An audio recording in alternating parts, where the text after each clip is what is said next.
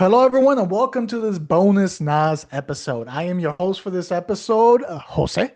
I'm your other guy, George. I am Marie. And for this episode, we are going to be continuing the segment that we have been doing, what we started in October. And yes, we are now in November, but horror never stops for us. So we're going to continue this baby going. All right. Now, in this episode, we're going to be covering 2015 to 2019. We're going to be covering that 5 year period.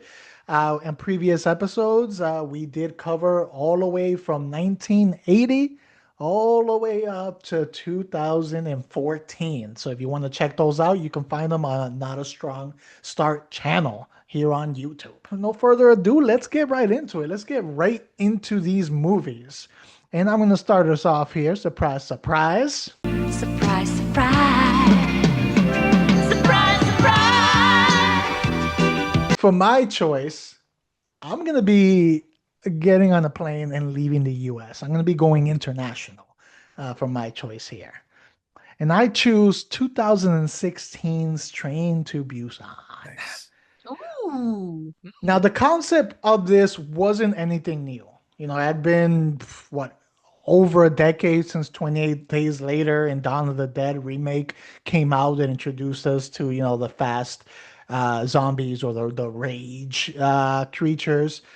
This was also, a few years past the start of The Walking Dead in there. So especially at that time, zombies were, we were getting towards the tail end of the zombie craze that we went through for a while.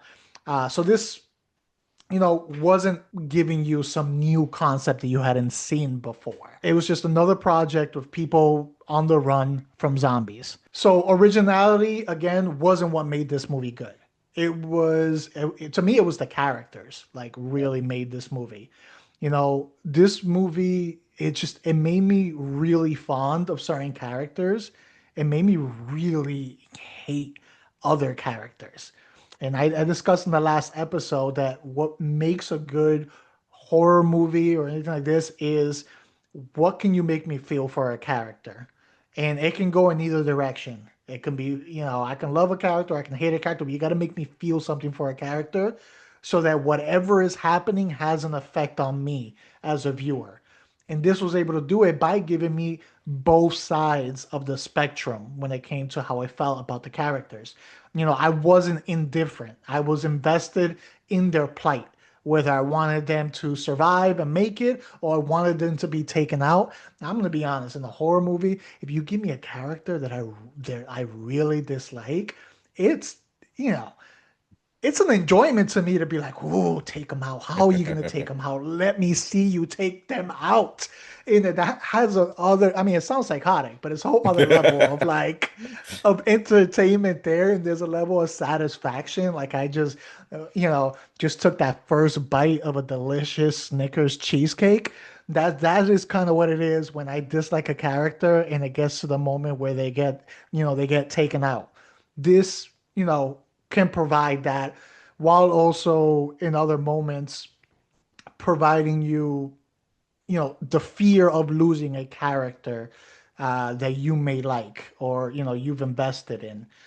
And you throw in that, claustrophobic setting of being trapped in a train.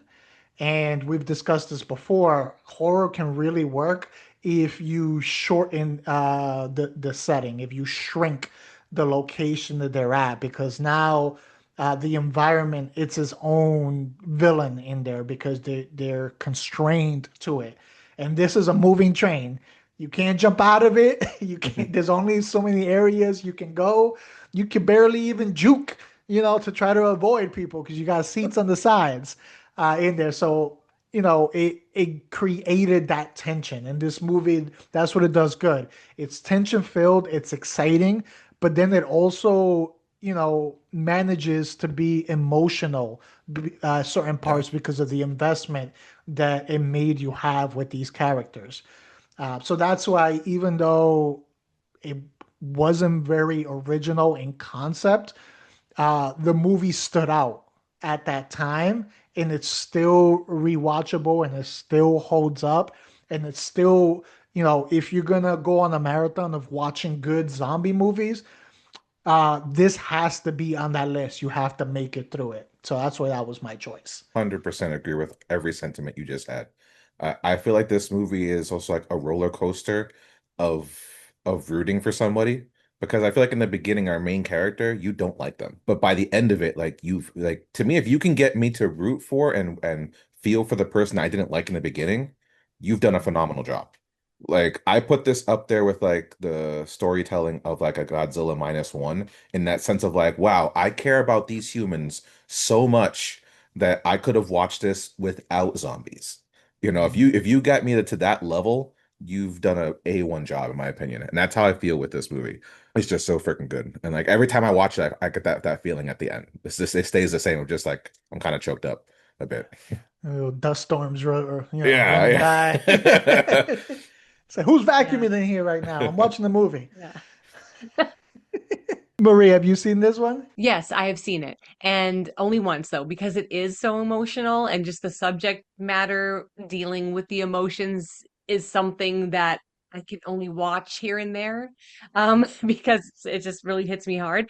Uh, but everything you said, everything you both said, I agree with. Because there is that emotional tension and horror that adds to the external horror. And oh, it's a good one. It hits on all the marks, like you say. It's like kind of scary and tense, but then sad, and then kind of like, yeah, heartfelt. But yeah, it does it all. I don't know if you guys ever experienced this, but do you ever like see an actor in something like you're introduced to somebody and Yeah. then you see them in something else, you can't help but associate them in a certain way. Like you'll always see them a certain 100%. way. You're like, oh, you're always the bad guy, or you're always this guy. And the Yep. main character in this, I believe, was also in the first season of Squid Games. And when I saw him in Squid Games, I was like, something's gonna be up with that guy. He's not 100%. He's not. Same. I had the exact same. Something tells me. The other who's the other guy's name? I think it's Mandong Siak, This is the the big the guy. bigger The guy. big guy, yeah, yeah. He ended up Mhm. being in Yeah, the this is one of the Eternals, first things I unfortunately. saw him in. And it's like I've seen him in other things, and it's like I'm automatically cheering for him, like Yeah. regardless of what character he Yeah, plays. exactly. Yeah, same thing. You see Yeah. him in Eternals, and you're like, you can't kill him. Yeah. So that was my choice. If you haven't seen it, if you're a fan of these types of movies, or you're a fan of zombies, zombie movies, or just character based like horror movies, I definitely recommend you watch it. Uh, George, we'll move on to you. What is your choice for your 2015 to 2019 horror movie? Well, I'm gonna keep us overseas, and I'm gonna suggest a movie that I'm gonna highly doubt that our whole crew will even watch, and that is gonna be The Lure from Poland. It is a musical horror, so Oh, that wow. right there definitely adds a little bit of different stuff to it. The best way, if I can elevator pitch this to you guys, it's like The Little Mermaid meets Knock Knock, the Keanu Reeves movie, and Okay, meets The Neon that's quite a Demon. combo. Yeah. I don't know if you guys have seen the Neon Demon with Elle Fanning, but a little bit of that, all set into like a Euro discotheque. What? That's this movie. That's That seems like a gumbo concoction of like movies yeah. there. To pitch it for Marie, I think that she's the one I can convince to watch this. The cinematography for this, it's got I think great colors. There's great I feel like composition of how everything is placed. Like everything's very well thought out, and it has to be because there's that musical aspect, sort of choreography and everything plays into factor here. But the whole thing is like there's these sister mermaids who are brought into like the normal world that we live in, and they end up living with this family who's a band who works at this discotheque, and they end up joining them and being a part of their act. But of course, they lean more towards the siren side of the mermaid story as opposed to the Little Mermaid side of the story. So Hmm. they have certain hungers and needs that can get in the way of things. But then there's also love, and love can also get in the way of things too, and certain desires. And so yeah, there's a lot of that in play. Love and hunger and relationships and such. This is one I really don't actually want to give too much away because, shit happens. But and it's a horror as in the hunger aspect. Yeah, like bitches get eaten. Okay, so it's Yeah, like yeah. So like more you're okay. gonna see people die. People are gonna die in this. Okay. And Okay. then a song might be sang afterwards. But Okay. but it's not musical in the sense, just to be clear, like it's not freaking Oklahoma or some shit like that, you know? I wouldn't even put it like in the Rocky Horror Picture kind of situation. It's not like that. It doesn't feel hokey. It leans, like I said, into that more disco techie era kind of music. So and some of the songs are actually go within like them performing. So it plays within the storyline, but it also feels like it's a part of the story in a more cohesive way, as opposed to like, we're just gonna stop, sing, and dance right now and then pretend that didn't happen. Okay. And then pretend, like Good. it morphs into it a lot smoother, honestly. Oh, I just pictured that too. I was looking at some images here. It's like this are long ass tails. Yeah, yeah. And their vagina is in their tail. I feel like that's important to say for some reason. But yeah. I was kind of thinking like it's like where do you put a tie in the giraffe? It was just kind of like where do you put the vagina in the mermaid? Well, Uh, apparently you put it so, near the end of the tail. yeah. That's what this movie taught me. Okay. All Yeah. right. Good to know. Interesting. See, the more you know, and everyone knows that knowing is half the battle. Yeah. Yeah. The lure, you said, right? The The lure? lure, yeah. The Like as in lure. like Okay. Troy McClure, the lure, Yeah. yeah. Like luring and a fishing lure. Okay, Yeah, the yeah. lure. Yeah, yeah, yeah. Okay. You know, when I first saw the Okay. poster, it made me think of that Oh, I know. The Shape of Oh, The Shape of Water. The Water. Shape of Okay. Water. When I saw the poster, it made me think Okay. of The Shape of Water. There's some things that I guess that could be considered similar, but not the same at all. Like the Okay. music. Yeah, like the music, exactly, yeah. But I guess, there is sex with a fish person, so yeah. Are they flooding a bathroom and somehow the water doesn't escape? No, luckily the club owner has a pool, so they're covered. Okay. Yeah, and there's nudity if people need Okay. that. There is tasteful nudity. If people need that. Yeah. Sometimes I watch Uh, some shows that are similar to what we do here, and some of the people, it's like, if there's nudity, that gives them more incentive. So if that gives our viewers more incentive, it's there. All right, hey being boys, incentive. there's boobs in it. Yeah. Watch Yeah. Lure. Yeah. Okay, I can see the boobs right here now. Yeah. Yeah. Boobs and tails, people. Boobs and Yep. Boobs and tails. tail. Yeah. I mean, Yeah. Okay, George, giving us another creative choice here. So for those who haven't yeah. seen it, we've so far, we've gone international. Now we just headed into Poland.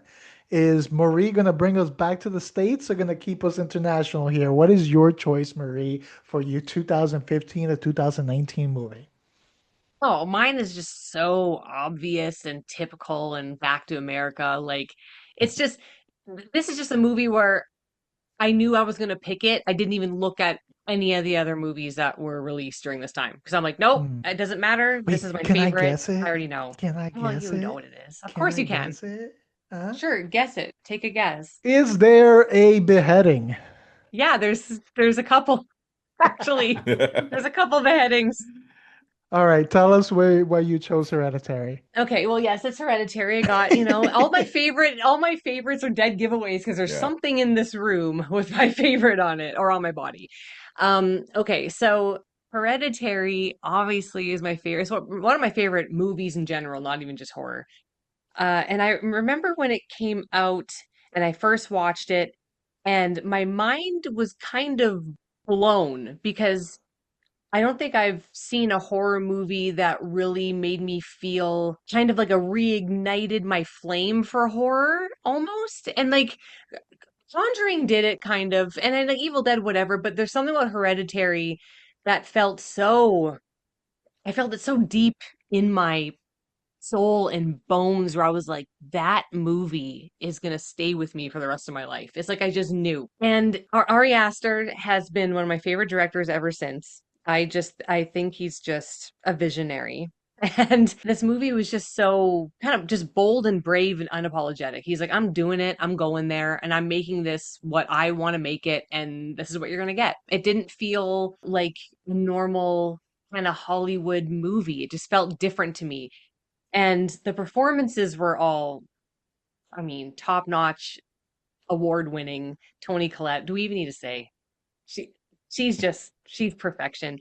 And the one scene in particular that really gets me is when she's crying on her bedroom floor, pulling at the carpet. I just want to die. She screamed. And I that one scene there, I'm like, give her all the awards. because this is such a like a an accurate depiction of how someone would act in this scenario. Another one of my favorite things about the movie is definitely the score slash sound design. And there's just this almost like a constant hum or some sort of sound in the background that creates tension on its own, even if the scene is just like still shot or there's a lot of slow panning shots, a lot. And there's this like, how does it pick it up? But there's like this hum, like energy or like whoa, whoa, whoa. There's something going on in the background for all your senses. Well, maybe not smell, but you know what I mean. You can almost smell this movie if you really wanted to. You could taste it and smell it, but the sound made me so uneasy. Even if there's nothing really crazy going on in the sound, it's like they added so much in there where I was like, why do I feel like something's going to happen? Why do I feel scared right now? Why do I feel like there's something around me? It's like the sound and score creates like an entity around you. I don't know. It's just beautiful to look at. Even the gore and all the horrific things that happen are just somehow beautiful. And I don't know why. There's things that happen in this movie that I'm not a fan of in any other movie, but somehow for this movie, it works for me and I'll allow it. I don't know why. It's just genius. And what else can I say about it except for it's just like my favorite. The classroom scene. What is the actor's name? Alex Wolf. Duh. Yep. Yes, thank you. Alex Wolf, the classroom scene, one of my favorite scenes in horror ever when the hand goes up and oh God, and he smashes his face and he smashed his face into that desk. He It's broke his rough. nose for real.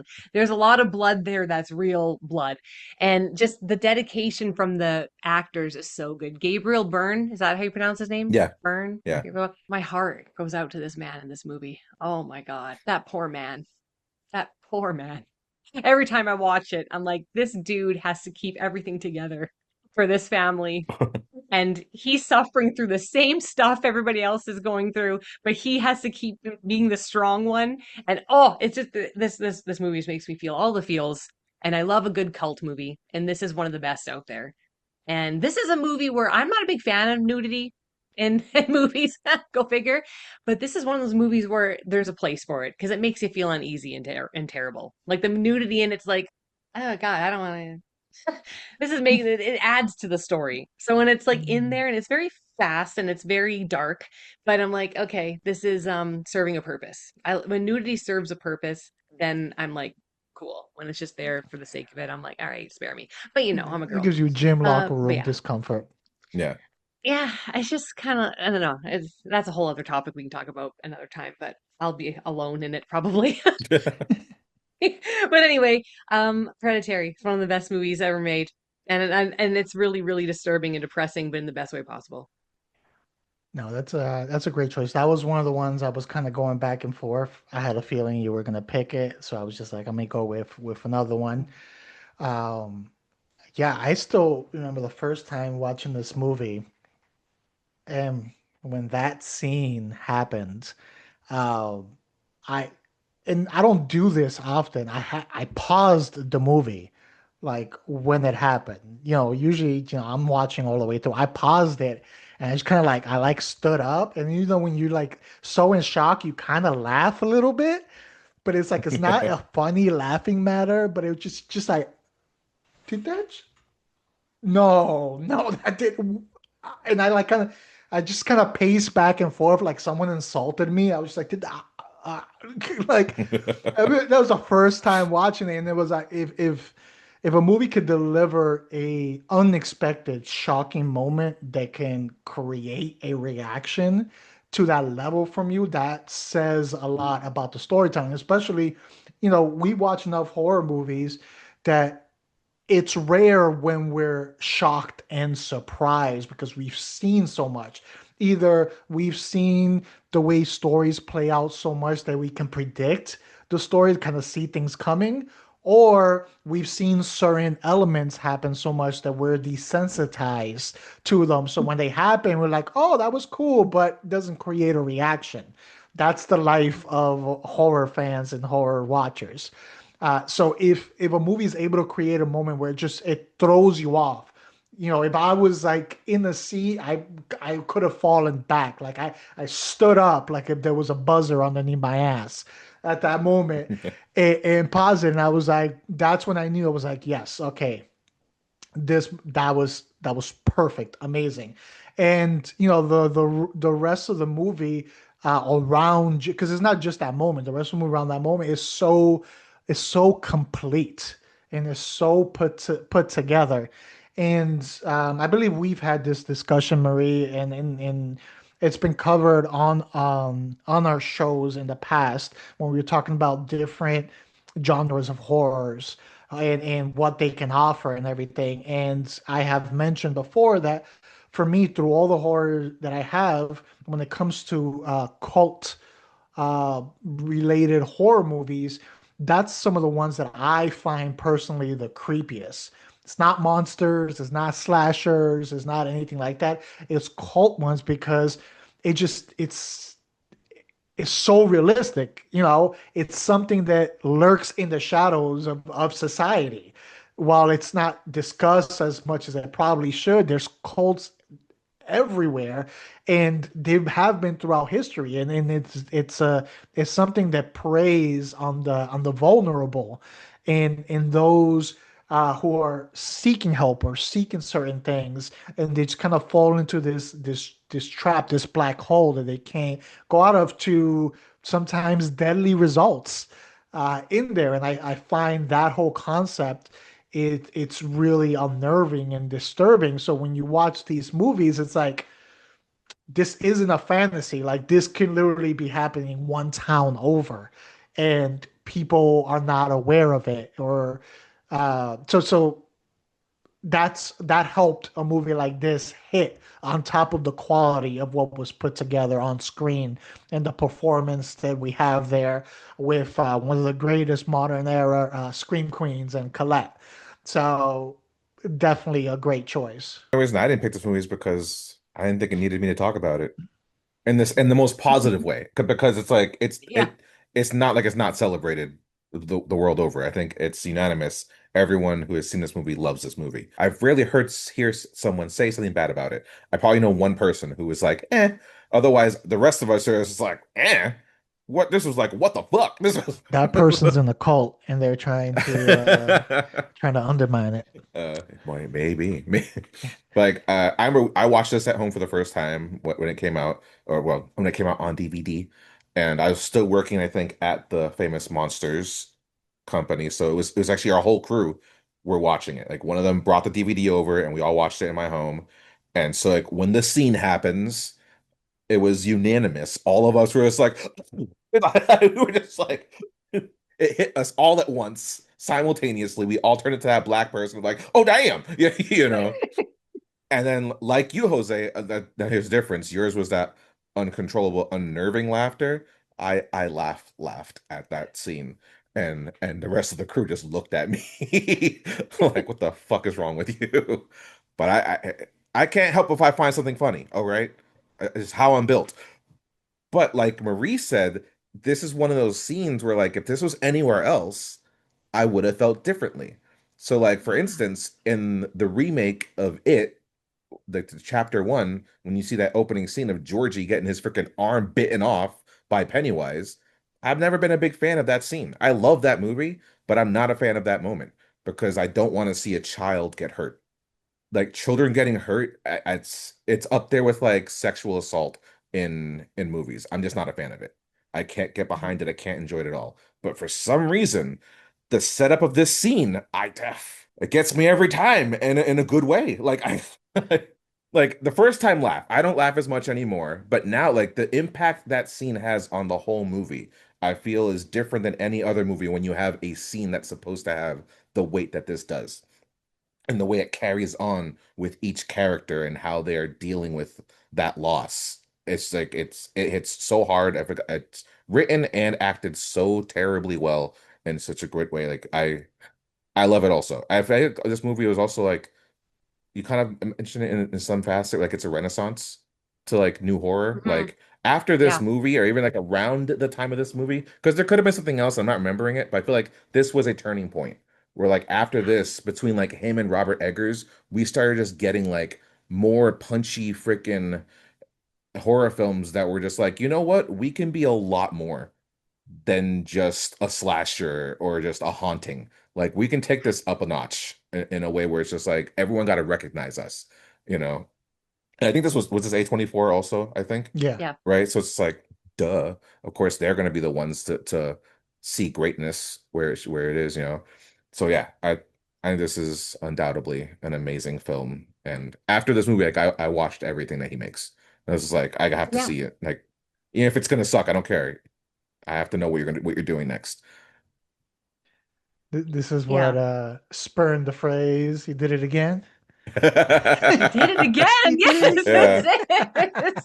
Of course, I don't know Yeah, if the whole no, crew feels that way about Bro is Afraid. I don't know if that was a He Did It Again movie. I don't No, no. that's the know. only one I haven't seen still, just because I've I heard so haven't many seen things that about one. it. I don't think Dan But liked I've it. I don't heard, think I haven't seen that, yeah, but that's the I only did one enjoy where Eddington, which is the latest. I loved Eddington. Yeah.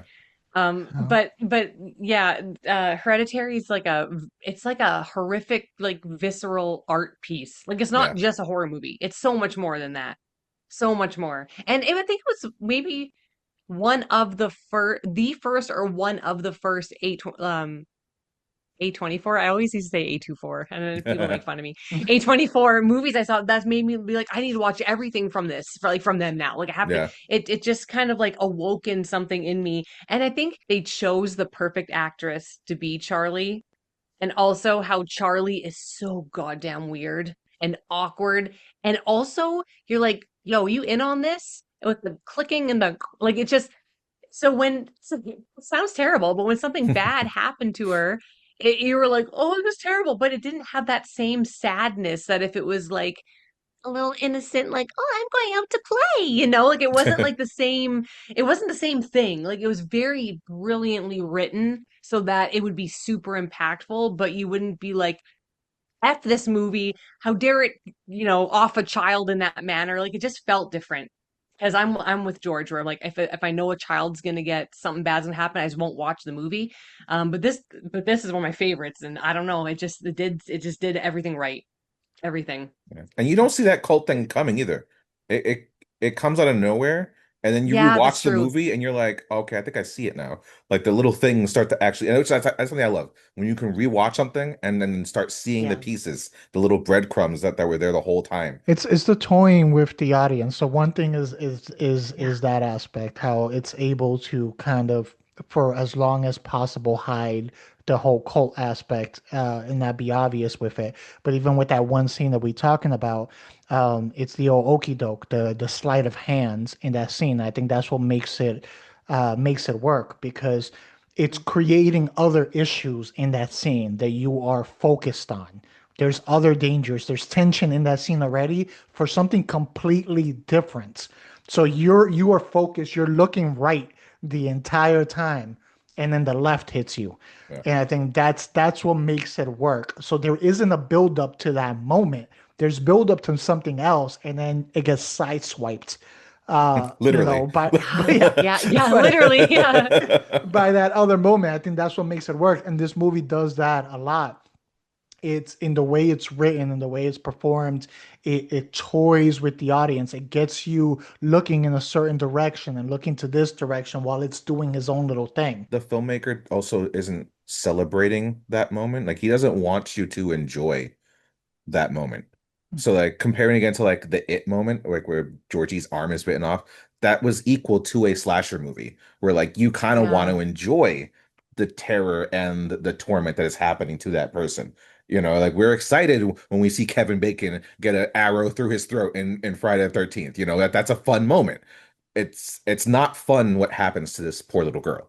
And I think that's the other side of it. It's like we're not meant to enjoy that in any facet. So But even though you did because you laughed, I'm but a that's weirdo. just I know George. I'm a broken human being. I'm fully aware of that. Aw. but that's a great choice to end the decade on. Yeah.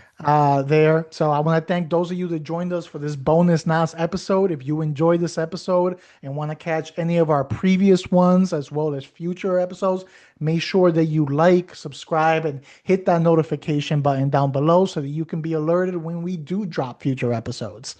If you didn't enjoy this episode, which I don't see why you wouldn't, maybe some of our other ones might be a little bit more enjoyable.